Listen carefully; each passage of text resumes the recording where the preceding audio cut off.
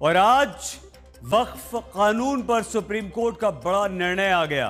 Court के निर्णय को मुस्लिम पक्ष और सरकार दोनों अपनी अपनी जीत बता रहे हैं, लेकिन सुप्रीम कोर्ट के निर्णय में क्या है?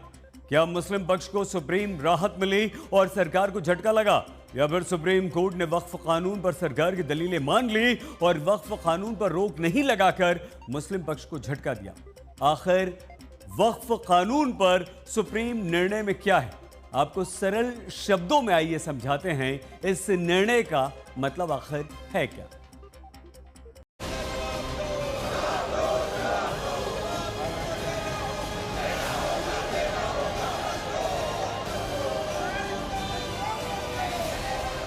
आज देश की सबसे बड़ी अदालत ने वक्फ संशोधन कानून पर अपना फैसला सुनाया। उसी वक्फ संशोधन कानून पर जिसे मुस्लिम पक्ष समेत कई सियासी पार्टियों ने सुप्रीम कोर्ट में चुनौती दी थी। दरअसल 3 अप्रैल को वक्फ संशोधन बिल लोकसभा में पारित हुआ, 4 अप्रैल को राज्यसभा में बिल पास हुआ और 5 अप्रैल को संसद से पारित अधिनियम पर राष्ट्रपति ने अपनी मुहर लगा दी थी। लेकिन इसी कानून को सुप्रीम कोर्ट में चुनौती दी गई। 17 को सुप्रीम कोर्ट में सुनवाई शुरू हुई और 22 मई को अदालत ने अपना फैसला सुरक्षित रख लिया था। आज सुप्रीम कोर्ट का अंतरिम फैसला आ गया है, लेकिन इस आदेश में मुस्लिम पक्ष और सरकार के लिए क्या है? दोनों पक्ष इस निर्णय को कैसे देख रहे हैं? 128 पन्नों के इस फैसले का संपूर्ण विश्लेषण आपको दिखाते हैं। शुरुआत वक्फ संशोधन कानून पर देश की सबसे बड़ी अदालत की सबसे बड़ी टिप्पणी से।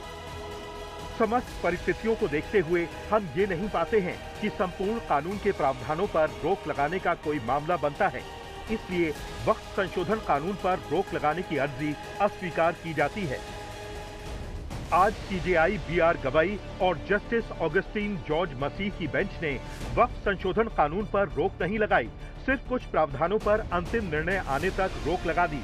कानून पर रोक नहीं लगने से सरकार को राहत मिली, जबकि कानून के कुछ प्रावधानों पर रोक लगाकर मुस्लिम पक्ष को राहत दी गई। अब आपको 128 पन्नों के अंतरिम आदेश की 6 बड़ी बातें बताते हैं। पहली, संपूर्ण वक्फ संशोधन कानून पर रोक नहीं। दूसरी, केंद्रीय वक्फ बोर्ड में गैर मुस्लिमों की अधिकतम संख्या 4 से ज्यादा नहीं। तीसरी, राज्य वक्फ बोर्ड में गैर मुस्लिमों की अधिकतम संख्या 3 से ज्यादा नहीं। चौथी, वक्फ की प्रॉपर्टी का वेरिफिकेशन कलेक्टर नहीं करेगा। पांचवी, वक्फ बाय यूजर के प्रावधान को हटाना गलत नहीं। छठी, वक्फ बनाने के लिए 5 साल मुस्लिम होने की अनिवार्य शर्त पर रोक। वक्फ संशोधन कानून को लेकर उठे विवाद पर सुप्रीम कोर्ट के इस फैसले को लोग इंसाफ की जीत बता रहे हैं, क्योंकि दोनों ही पक्ष गदगद हैं और ये कह रहे हैं कि इस फैसले ने उन्हें राहत दी है। कानून के जानकार ये भी कहते हैं कि जब कोई फैसला आता है, जब कोई निर्णय आता है, तो एक पक्ष में आता है निर्णय और दूसरा पक्ष अपने आप को हारा हुआ या गत महसूस करता है। लेकिन ये निर्णय अंतरिम निर्णय है, लेकिन ऐसा है इससे दोनों पक्षकार अपने आप को सही मान रहे हैं और ये कह रहे हैं कि इस निर्णय ने उनको बहुत राहत दी है। सरकार भी इसमें से एक है, सरकार ने भी एक गहरी राहत की सांस अवश्य ली है। दरअसल वक्फ संशोधन कानून पर सुप्रीम कोर्ट ने 3 मुद्दों पर हुई सुनवाई के बाद अंतरिम आदेश सुनाया है। ये 3 मुद्दे हैं। नंबर 1, वक्फ बनाने के लिए कम से कम 5 साल से मुसलमान होने का प्रावधान। नंबर 2, वक्फ प्रॉपर्टी के वेरिफिकेशन के लिए कलेक्टर को मिले अधिकार का प्रावधान। नंबर 3, केंद्रीय और राज्य वक्फ बोर्ड की संरचना में किए गए परिवर्तन की वैधता। देश की सबसे बड़ी अदालत में मुस्लिम पक्ष और सरकार की तरफ से अपनी अपनी दलीलें पेश की गईं। इन्हीं 3 मुद्दों को आधार बनाकर कोर्ट ने अंतरिम आदेश पास किया। सुप्रीम आदेश में वक्फ संशोधन कानून को लेकर कौन कौन से सवालों के जवाब मिल गए, आपको बताते हैं। पहले वक्फ संशोधन कानून में प्रावधान था कि वक्फ बनाने के लिए कम से कम 5 साल तक इस्लाम धर्म का अनुयायी होना जरूरी था। अब राज्य सरकारें जब तक इस प्रावधान से जुड़े नियम नहीं बनाती, तब तक ये शर्त लागू नहीं होगी, यानी कानून के प्रावधान पर रोक। सवाल, वक्फ बोर्ड में गैर मुस्लिमों की संख्या कितनी? पहले कानून में प्रावधान था केंद्रीय वक्फ बोर्ड में 5 और राज्य वक्फ बोर्ड में 4 गैर मुस्लिम सदस्य हो सकते थे। अब केंद्रीय वक्फ बोर्ड में अधिकतम 4 गैर मुस्लिम और राज्य वक्फ बोर्ड में अधिकतम 3 गैर मुस्लिम हो सकते हैं। सवाल, क्या कलेक्टर करेगा वक्फ प्रॉपर्टी का वेरिफिकेशन? पहले वक्फ संशोधन कानून के अनुसार प्रॉपर्टी वक्फ की है या सरकार की, ये तय करने का हक जिला कलेक्टर के पास था। अब जिला कलेक्टर को मिले वक्फ प्रॉपर्टी के वेरिफिकेशन के अधिकार पर सुप्रीम कोर्ट ने रोक लगा दी है। अब समझिए फैसले में मुस्लिम पक्ष की कहां जीत हुई और सरकार को कहां राहत मिली। नंबर 1, वक्फ बनाने के लिए 5 साल तक इस्लाम का अनुयायी होना जरूरी नहीं। नंबर 2, वक्फ की प्रॉपर्टी है या नहीं, कलेक्टर की रिपोर्ट जरूरी नहीं। नंबर 3, सरकार या अफसर रेवेन्यू रिकॉर्ड में वक्फ प्रॉपर्टी का स्वामित्व नहीं बदल सकते। नंबर 4, केंद्रीय और राज्य वक्फ बोर्ड में 7 से ज्यादा गैर मुस्लिम नहीं हो सकते। सरकार को राहत। नंबर 1, वक्फ तभी बनेगी जब संपत्ति का स्वामित्व हो। नंबर 2, सरकारी जमीन को वक्फ घोषित नहीं कर सकते। नंबर 3, संरक्षित स्मारक या इलाके को वक्फ घोषित नहीं कर सकते। नंबर 4, जनजातीय या अनुसूचित क्षेत्र की भूमि को वक्फ घोषित नहीं कर सकते। नंबर 5, सभी वक्फ का रजिस्ट्रेशन अनिवार्य है। नंबर 6, विवादित जमीन का वक्फ रजिस्ट्रेशन नहीं। नंबर 7, वक्फ के दावे पर लिमिटेशन एक्ट लागू होगा। वक्फ संशोधन कानून के कुछ प्रावधानों को चुनौती देने वाली याचिकाओं पर सुप्रीम कोर्ट का अंतरिम निर्णय यानी फौरी निर्णय फौरन आ तो गया है, लेकिन अब लोगों का इंतजार शुरू हो गया है कि इसमें अंतिम निर्णय क्या आएगा।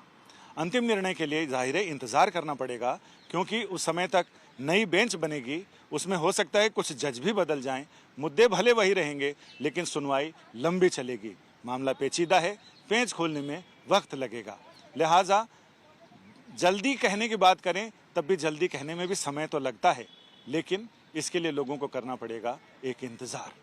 कैमरामैन अजय कुमार के साथ संजय शर्मा, दिल्ली, आज तक। वक्फ संशोधन कानून पर सुप्रीम कोर्ट के निर्णय पर अब मुस्लिम पक्ष और सरकार का क्या कहना है, आइए हम आपको सुनवाते हैं कैसे सुप्रीम निर्णय को दोनों पक्ष अपनी अपनी जीत बता रहे हैं। इस पॉइंट पर भी स्थिति को नहीं आना चाहिए था कि आप बिना चर्चा किए इस तरह से एक कानून बनाते हैं जिसको फाइनली जाकर सुप्रीम कोर्ट को हस्तक्षेप करना पड़ता है और सुप्रीम कोर्ट की तरफ से राहत आती है। ये पहली बार नहीं हो रहा, पिछले 10-11 साल में अनेक ऐसे मुद्दे आए जहां न्यायपालिका की वजह से राहत मिली। कोई भी सरकार, चुनी हुई सरकार, जनता के वोट से चुनी हुई सरकार बिना चर्चा किए, बिना कंसल्टेशन किए जब कानून बनाएगी तो यही होगा। विपक्ष के पार्टियों द्वारा आज ये प्रतिक्रिया व्यक्त करना कि हमारी बात सुनी नहीं गई। 36 बैठक आज तक के इतिहास में किसी ज्वाइंट पार्लियामेंट्री कमेटी की 6 महीने में नहीं हुई, और कोई बैठक 7 घंटे, 8 घंटे, 9 घंटे चलती थी। ये जो सर्वोच्च न्यायालय का आदेश है, इस सिद्धांत को फिर से स्थापित करता है कि जो संसद द्वारा पारित कानूनों की संवैधानिकता है उसको उन्होंने मान्यता दी है। अब इलेक्शन नहीं होगा, नॉमिनेट होगा। नॉमिनेट किसको करेंगे? दूल्हे भाइयों को करेंगे, पूरे बीजेपी के जितने दूल्हे भाई हैं, और उसमें आप अपने लोगों को लाके डालेंगे। कैसे आप उम्मीद करेंगे?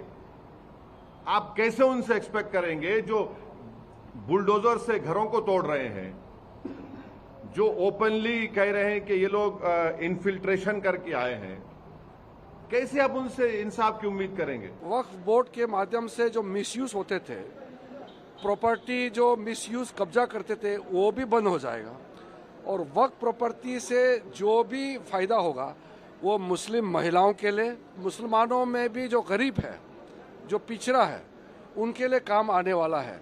इसलिए सुप्रीम कोर्ट के जजमेंट से मैं संतुष्ट हूँ। जहाँ तक डीएन साहब की बात है, स्वागत करते हैं, और बाकी चीज़ें के वक्फ के अंदर नॉन मुस्लिम को उन्होंने अलाउ कर दिया है। ना तो इस्लामिक कानून नॉन मुस्लिम जानते हैं और ना ही मुसलमान हिंदू पर्सनल लॉज को जानते हैं। कल को मुसलमान भी ये कहेंगे कि साहब हमें भी मंदिरों के ट्रस्ट में रखा जाए, तो क्या सुप्रीम कोर्ट इस बात को अलाउ करेगा? जो इनकी लूट की लाबी थी उसकी नाकाबंदी और तालाबंदी इस कानून के ज़रिए हुई है, इसलिए वो एक इकट्ठा हो गए और उन्होंने जो है पहले से ही वक्फ के पूरे सिस्टम को टचमीनाट बना दिया था। इस संसद के कानून को, ज़मीन के कानून को आसमानी किताब बना दिया था, किताब इसको कोई छू नहीं सकता, अगर छूओगे तो जल जाओगे। जो ये राहत मिली है, ये जुल्म और इंसाफ के बीच की जो संघर्ष था, उसमें जुल्म को थोड़ी शिकस्त मिली है। और मैं समझता हूँ एक संदेश है सरकार को कि आप डॉग विसिल पॉलिटिक्स ना करें, प्रगतिशील राजनीति के साथ रही है। कांग्रेस का जो 2013 का अमेंडमेंट था उसके तहत बोर्ड में तमाम भ्रांतियां थी, तमाम गड़बड़ियां थी, तमाम लूट हुई थी, तो अब लूट नहीं होगी, पारदर्शी तरीके से बोर्ड चलेंगे। और बोर्ड में भी और परिषद में भी अब 3 सदस्य गैर मुस्लिम रखे जा सकते हैं। इसके लिए भी माननीय सर्वोच्च न्यायालय ने कहा है। तो ये इसलिए है कि और चीजों को आसान बनाने के लिए, पारदर्शी करने के लिए